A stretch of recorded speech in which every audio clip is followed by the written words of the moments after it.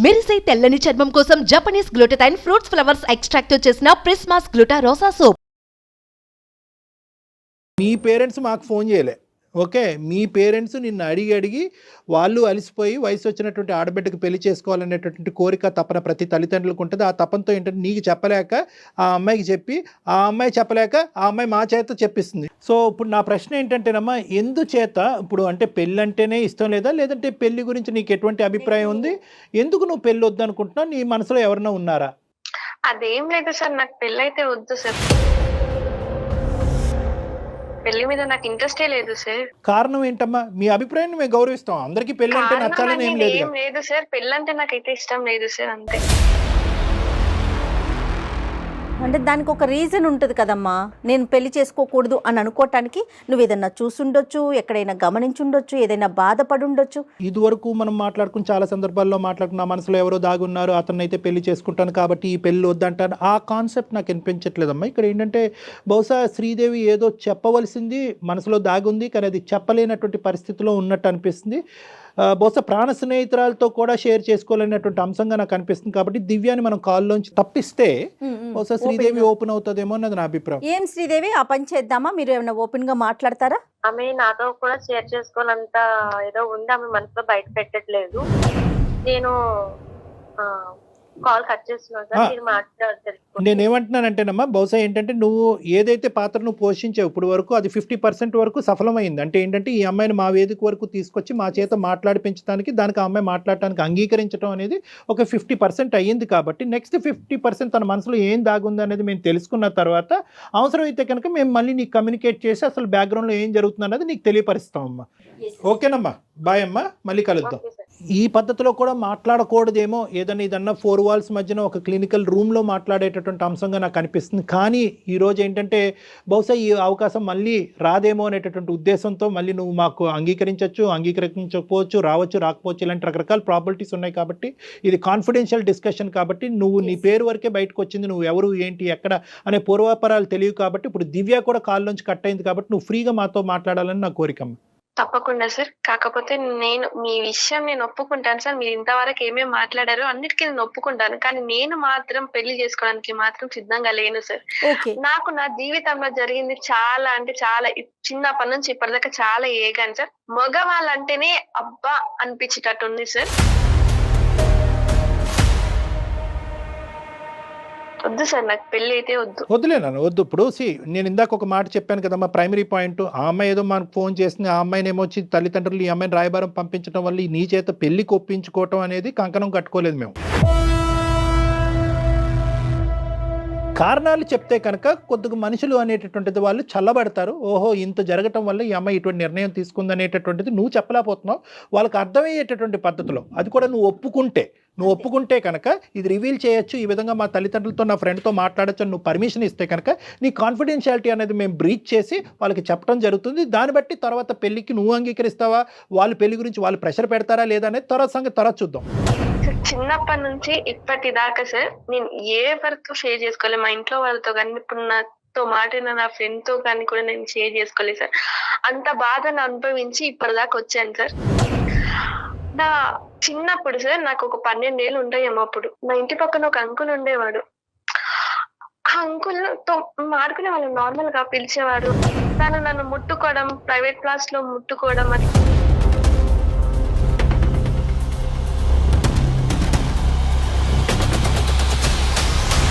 So నేను అప్పుడు అన్నాను, అంకుల్ మీరు ఇలా చేయడం కరెక్ట్ కాదు, నేను మా ఇంట్లో వాళ్ళకి చెప్తాను అని అంటే తను అప్పుడు నన్ను వదిలేశాడు.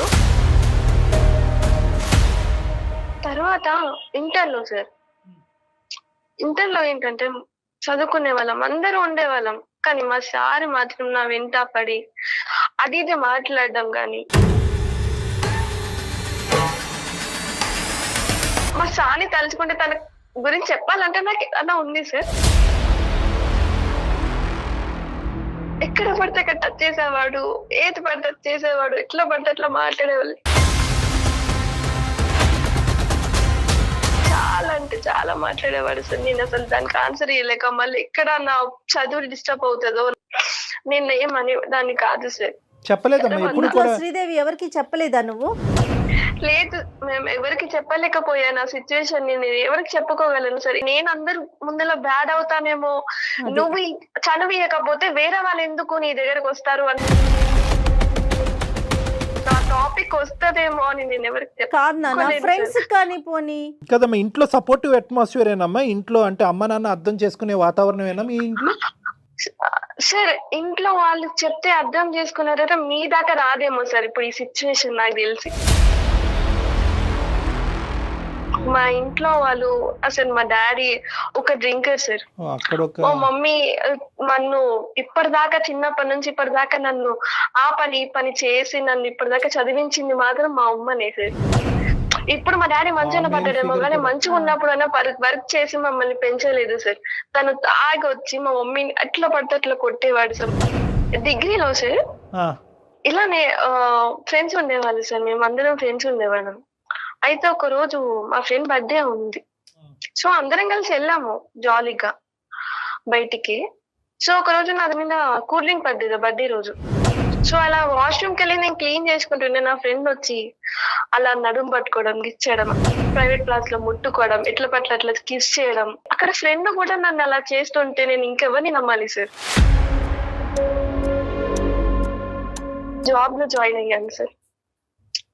అక్కడ మేనేజర్ ఓకే, అలా అక్కడ మంచిగా అనిపించింది సార్. మేనేజర్ చాలా మంచోడు, నాతో కాదు అందరితో పాటు కూడా మంచిగా ఉన్నాడు సార్. ఒక రోజు మేమందరం ట్రిప్ కి వెళ్ళాం సార్, ఆఫీస్ నుంచి ఒక ట్రిప్ కి వెళ్ళాము.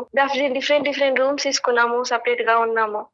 సో తను ఒక రోజు వచ్చాడు నా రూమ్ కి, ఏమైనా తెలియదు సార్ నాకు ఆ రోజు. సడన్గా నేను పడిపోయాను. సో మార్నింగ్ లేసే వరకు తను నా పక్కన ఉన్నాడు. ఏంటిది నా పక్కన ఉన్నాడు ఏంటి అనుకున్నా. సో అయిపోయింది సార్. అప్పటికే నాకు తన మీద గుడ్ ఒపీనియన్, ఎవరితో ఏమి మిస్బిహేవ్ చేయలేదు కదా, మంచిగా ఉన్నాడు కదా, సరే మ్యారేజ్ చేసుకుందామని నాకు ఒక థాట్ వచ్చింది. సో ఇదే విషయం వెళ్ళి నేను తనకి చెప్పాను, సార్ ఇలా ఏదో అయిపోయింది, నాకు నీ మీద మంచి ఒపీనియన్ ఉంది, మీరు కూడా నా మీద మంచి ఒపీనియన్ ఉంది కదా, మ్యారేజ్ చేసుకుందాం సార్ అని చెప్పాను. సో తను అప్పుడు నాకు చెప్పిన సమాధానం ఏంటంటే, నాకు ఆల్రెడీ మ్యారేజ్ అయ్యిందమ్మా, కావాలంటే నేను నిన్ను ఉంచుకుంటాను, నీకే ఫిజికల్ గా కానీ దేంట్లో అయినా సరే నేను హెల్ప్ చేస్తాను, ఫైనాన్షియల్ అయినా సరే నేను ఉంచుకుంటాను అని చెప్పాను. నాకు ఆ టైంలో ఏం చేయాలో అర్థం కాలేదు సార్. తనని ఇంకా కొట్టేసి అటు నుంచి వెళ్ళిపోయాను సార్. ఇంకా జాబ్ మానేశాను, అన్ని మానేశాను, ఇంట్లో ఉన్నాను. డిప్రెషన్ లో ఉన్న టైంలో అసలు మా ఇంటి ముందు ఉండే ముసలోడు కూడా నన్ను అడ్వాంటేజ్ చేసి తీసుకున్నాడు సార్. అసలు నేను ఇవ్వని నమ్మాలి సార్, ఈ ప్రపంచంలో అసలు అబ్బాయిలు ఇలా ఉంటారా, ఏం చెప్పలేకపోతున్నాను సార్. ఆ టైం వరకు ముసలోడు చిన్నప్పటి నుంచి ఇప్పటిదాకా బాధపడుతున్నా, నాలో నేను కుమిలిపోతున్నాను సార్. చెప్పండి సార్, ఏం చేయమంటారు నన్ను? చెప్పడానికి మాటలు కూడా సరిపోవమ్మా. ఎందుకంటే ఒక ఆడపిల్ల బహుశా నేనైతే మాత్రము ఇటువంటి అబ్యూజ్ని డెత్తో కంపేర్ చేస్తానమ్మా. డెత్ అంటే మానసికంగా చనిపోవటంతో కంపేర్ చేస్తాను. అంటే అందులో most difficult face for you. అన్ని ఫేసెస్ డిఫికల్టే, ఓకే, ఏది నువ్వు ఇంటర్మీడియట్లో కానీ 10th కానీ ప్రతి ఫేసు డిఫికల్టే. కానీ ఊహ తెలియనటువంటి ఒక ఫేస్ ఉంది చూడు, ఆ 12 సంవత్సరాల వయసు అప్పుడు ఆ ఫేసు, ఆ దుర్మార్గుడు ఎవడైతే కనుక నీతో ఆట పాట అనుకుంటూ చండాలంగా ప్రవర్తించినటువంటి చూడండి, అది అన్నిటికంటే అతి భయంకరమైనటువంటి సంక్షోభం అమ్మ. మిగతా చోట్ల ఎంతో కొద్ది గొప్ప నీకు ఊహ తెలుసు, ఒక ఆలోచన ఉంది, ఒక జడ్జిమెంట్ ఉంది, ఒక మనిషి నుంచి ఒక వాతావరణం నుంచి బయటపడేటటువంటి దానికి ఒక అవకాశం ఉంది. బహుశా ఇప్పుడు నిన్ను ఇవన్నీ చెప్పిన తర్వాత అయినా పర్లేదమ్మా, నీకు మంచి మొగుడు వస్తాడు, నువ్వు పెళ్లి చేసేసుకో అమ్మా, నిన్ను పువ్వుల్లో పెట్టి చూసుకుంటాడు, మీ అయ్యలాగా ఉండడు, నువ్వు చూసినటువంటి మిగతా నలుగురు మగాళ్ళలాగా ఉండడు అని చెప్పడానికి నాకు ధైర్యం సరిపోవట్లే. నిజంగా నేను చెప్తున్నాను కదా, నాకు ధైర్యం సరిపోవట్లేదు. ఎందుకంటే ఈ వాస్తవాలను అన్నీ కూడా జీర్ణించుకుని ఈరోజు నువ్వు బయటపడి ఈరోజు మనసు విప్పి మాతో మాట్లాడుతున్నావు చూడు, అది చాలు, అది చాలమ్మా. ఎందుకంటే కనుక ఈరోజు నువ్వు ఆ బాధ నుంచి నిన్ను సేద తీర్చి బయటకు వేయగలిగితే కనుక నీ మనసులో ఉండేటటువంటి బాధను తీసి నిన్ను ఒక మనిషిలాగా నిన్ను బయట ప్రపంచంలో ఒక నమ్మకంగా, ఎందుకంటే ఈ సమాజంలో ఉంది మగవాళ్ళు ఆడవాళ్ళు, ఇటువంటి సమాజంలో మగవాళ్ళని చేదరించుకుంటూ అసహించుకుంటూ నీ జీవితాంతం ఇంకా రానున్న రోజుల నుంచి ఒక 70-80 సంవత్సరాల పాటు నువ్వు ప్రయాణం చేయటం అనేది ఇలా అసహించుకుంటూ చేదరించుకుంటూ ఎంతకాలం బతుకుతావు అనేది నాకు అర్థం కావట్లేదు. మగవాళ్ళు లేనటువంటి ప్రపంచాన్ని మేము సృష్టించలేము, అది ఊహించుకోవటం కూడా కష్టం, అది చేయలేనటువంటి ఒక అంశం. ఒక 5-6 ఒక ప్రస్తావన తీసుకొచ్చావు, ఇంక్లూడింగ్ యువర్ ఫాదర్. వీళ్ళేనా నువ్వు చూసినటువంటి మగవాళ్ళు? వేరే మగవాళ్ళని ఎవరిని చూడలేదా నువ్వు? నిన్ను ఇష్టపడి నిన్ను మంచిగా చూసుకుని నీతో పాటు స్నేహపూరితంగా ఉండి నీ అవసరాలు కావాల్సినటువంటి అవసరాలు తీరుస్తూ నీ బాధను అర్థం చేసుకునేటటువంటి వాళ్ళు ఎవరు లేరా ఈ మొత్తం నీ 23-24 ఎవరు లేదు సంవత్సరాల సార్. ప్రయాణం? అలాంటి వాళ్ళు ఉంటేనే నేను ఈ స్టేజ్ నేను ఉండేవాళ్ళు దాని కాదు కదా సార్.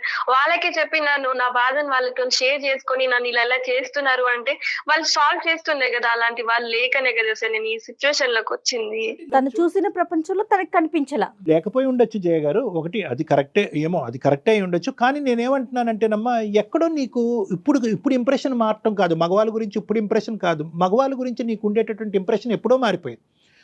దానివల్ల ఏమైంది అంటే కనుక చాలా సందర్భాల్లో ఒక అవకాశం ఉండి ఒక ఆలోచన ఉండి ఒక సిచ్యువేషన్ ఉన్నా కూడా చాలామంది మగవాళ్ళతో నువ్వేంటంటే అంటీ అంటున్నట్టుగా ముట్టినట్టుగా వెళ్ళిపోయేవేమో అనేది నా అభిప్రాయం. లేకపోవటం కాదు, ఎందుకంటే అందరు మగవాళ్ళని ఇదే కేటగిరీలోకి వేయటం అనేటటువంటిది కరెక్ట్ కాదు.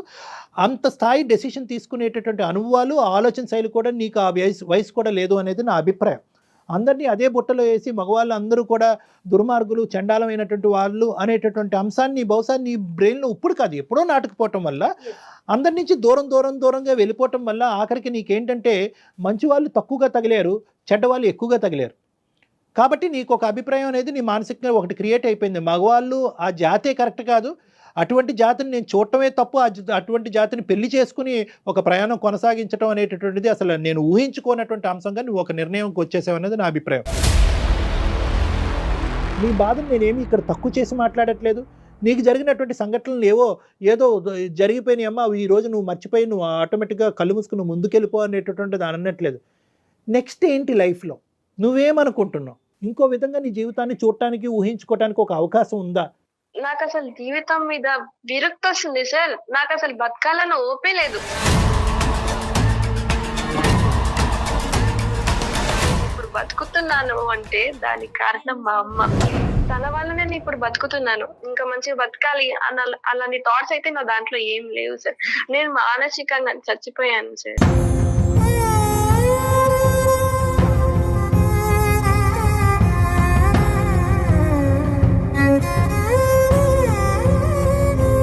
కొంతమంది నా అనేటటువంటి వాళ్ళను నమ్మినటువంటి కొంతమంది మనుషులతో ఖచ్చితంగా అన్ని అంశాలు చెప్పుకోవచ్చమ్మా, అందులో తప్పులేదు. చెప్తే లాభం ఏంటి డాక్టర్ గారు అంటే కనుక చెప్పటంలోనే చాలా వరకు బాధ తరిగిపోతుందమ్మా, చెప్పటంలోనే బాధ తరిగిపోతుంది. నెంబర్ 1. నెంబర్ 2 ఏంటంటే తెలిసి తెలియనటువంటి వయసులో ఇటువంటి సంఘటనలు జరిగినప్పుడు అది ఏంటో అర్థం కానటువంటి పరిస్థితిలో ఎవరికి మనసు ఇప్పి చెప్పుకోలేం. కానీ ఎప్పుడైతే ఇంటర్మీడియట్ వరకు వచ్చావో, ఎప్పుడైతే ఒక ట్యూషన్ సారో లేదంటే క్లాస్లో మాస్టరో ఒక విపరీతంగా నీతో ప్రవర్తించడం మొదలుపెట్టాడో అప్పుడైనా కూడా అమ్మకో లేదంటే మీ కజిన్స్కో, ఒక అక్కకో, ఒక తల్లి అన్నయ్యకో, ఒక తమ్ముడికో ఎవరికో ఒకరికి చెప్పుకోవచ్చు.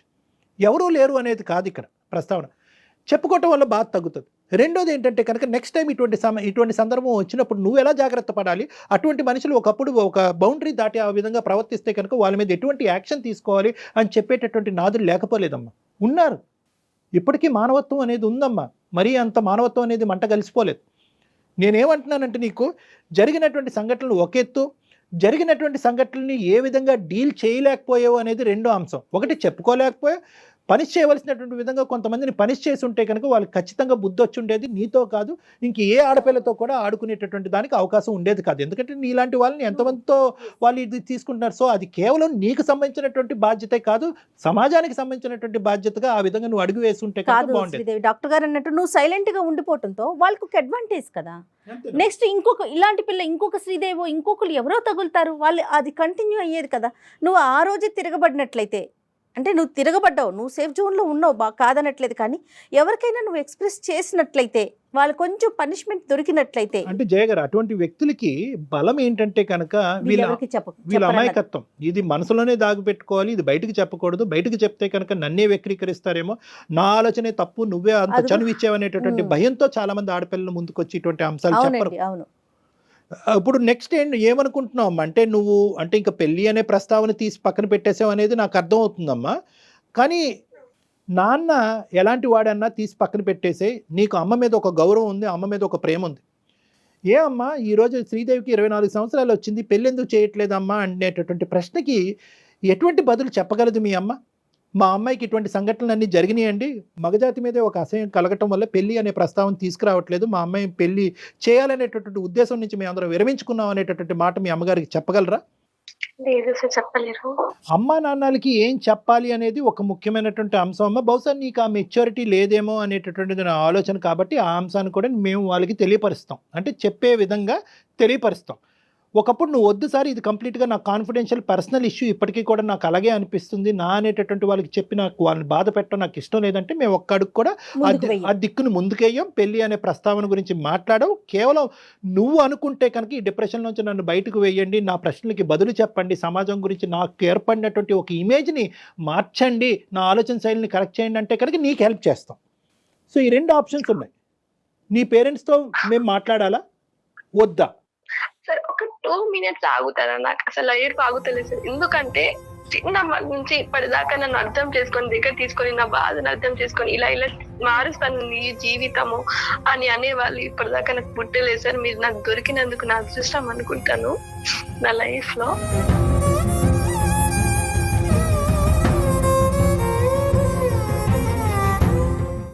అమ్మ టేక్ యూర్ టైం అమ్మ, నేనేమి పుష్ చేయట్లేదు, ఎటువంటి అంశంలో నేను ముందుకు తొయ్యట్లేదు. ఇప్పటి వరకు నువ్వు ఈ సబ్జెక్ట్ మీద ఎప్పుడు ఆలోచించలేదు, చెప్పుకోలేదు కదా. ఆ బాధ తను చెప్పేసరికి మనసు తేలిక పడి ఉంటుంది.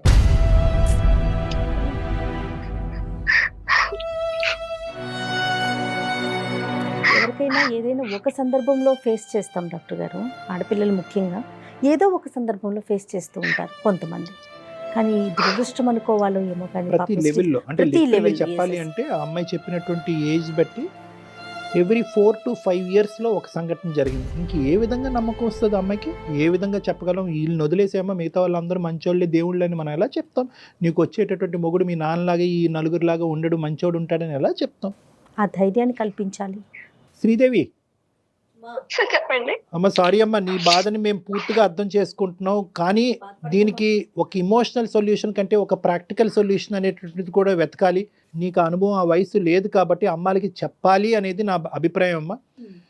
ఎవరు ఎప్పుడు చేశారు, ఎవరు వాళ్ళు అనేటటువంటి ప్రస్తావన కాకుండా ఇటువంటి సంఘటనలు జరగటం వల్ల మానసికంగా ఆ అమ్మాయి ఇబ్బంది పడి పెళ్లి వరకు రాలేకపోతుంది.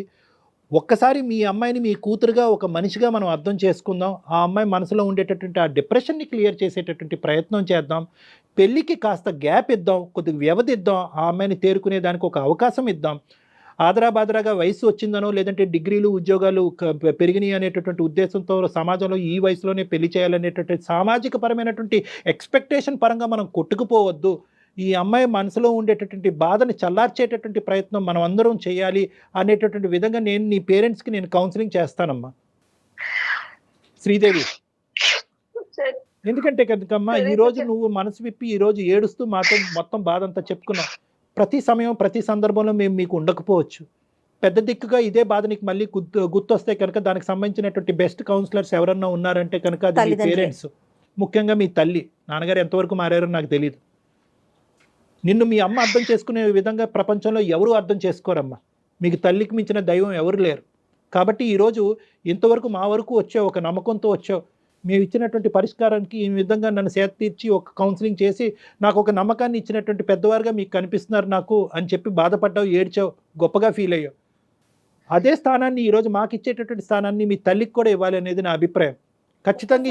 ఖచ్చితంగా ఈ మాట చెప్తే జయ గారు, మీ అమ్మగారు అదంతా తీసి పక్కన పెట్టమ్మా, పెళ్ళి అనేటటువంటి పద్ధతిలో మాట్లాడతారని నేను అనుకోవట్లేదు. నీ మనసుని నీకు మా అందరికంటే బాగా అర్థం చేసుకునే ఒక గొప్ప వ్యక్తి ఎవరైనా ఉన్నారంటే అది మీ తల్లి. నీకు శ్రీదేవి నీ బరువు మొత్తం తగ్గిపోతుందమ్మా. నీ మనసులో ఉన్న బాధ, బరువు అమ్మతో చెప్పావు అంటే 100% తగ్గిపోద్ది. పెళ్ళి అనేది తర్వాత నెక్స్ట్, అది ఇప్పుడు వద్దమ్మా, ప్రస్తావన వద్దు. ఫస్ట్ నీకు కావాల్సింది ఏంటంటే ఓదార్పు, బాధ తీరాలి అన్న ఒక ధైర్యం, ఒక నమ్మకం. తర్వాత ఏంటంటేనమ్మా లాస్ట్ లో వచ్చేటటువంటిది ఏంటంటే కనుక నువ్వు నా ఎదురుగుంటా కూర్చుంటే కనుక నేను చెప్పేటటువంటి కొన్ని ఎగ్జాంపుల్స్ బట్టి, నేను చెప్పేటటువంటి కొన్ని ఇన్పుట్స్ బట్టి ఇటువంటి సంఘటనలు ఎంత ఫ్రీక్వెంట్గా సొసైటీలో జరుగుతున్నాయి, ఆడపిల్లలు ముందొచ్చి ఏ విధంగా గొంతిప్పి మాట్లాడాలి, సమయస్ఫూర్తితో ఒక ఆలోచన శైలితో అందరినీ అపనమ్మకంతో చూడకుండా కొంతమందిని నమ్మి ముందుకొచ్చి మనసు విప్పి ఎలా మాట్లాడాలి అనేటటువంటి అంశం ఒకటి తెలుస్తుంది. రానున్న రోజుల్లో ఒకప్పుడు ఇటువంటి సంఘటనలు పునరావృతం అయితే నీ జీవితంలో ఏ విధంగా రియాక్ట్ అవ్వాలి, ఏ విధమైనటువంటి విధంగా తక్షణ కర్తవ్యంగా ఒక స్టెప్ తీసుకోవాలనేది ఒకటి అర్థమవుతుంది.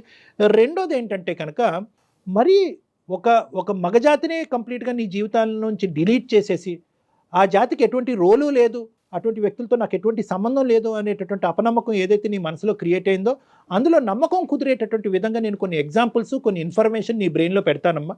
దాన్ని బట్టి నెక్స్ట్ ఫేజ్లో పెళ్లి చేసుకుంటావు లేదా అన్నది ఒకసారి ఆలోచించు. ఎస్, అయితే కళ్యాణ్ గారు తనకి ఇమీడియట్గా తన మనసులో ఇప్పుడు ఏదైతే మగజాతి అంతా ఇంతే అనే ఒక ఆలోచనకు తను వచ్చిందో ఇమీడియట్గా పోదండి. మీరు కొన్ని రోజుల పాటు తనతో మాట్లాడాలి, కొన్ని సెషన్స్ తీసుకోవాలి. ఎందుకంటే గాయపడిన హృదయం కదా, చిన్నప్పుడు అది కూడా చిన్నప్పుడు ఏమి తెలియని వయసులో కదా. శ్రీదేవి డాక్టర్ గారు చెప్పింది ఒకసారి ఆలకించమ్మా, ఒకసారి అమ్మతో మాట్లాడదాం, తర్వాత నువ్వు ఒకసారి డాక్టర్ గారిని కలుద్దు గాని.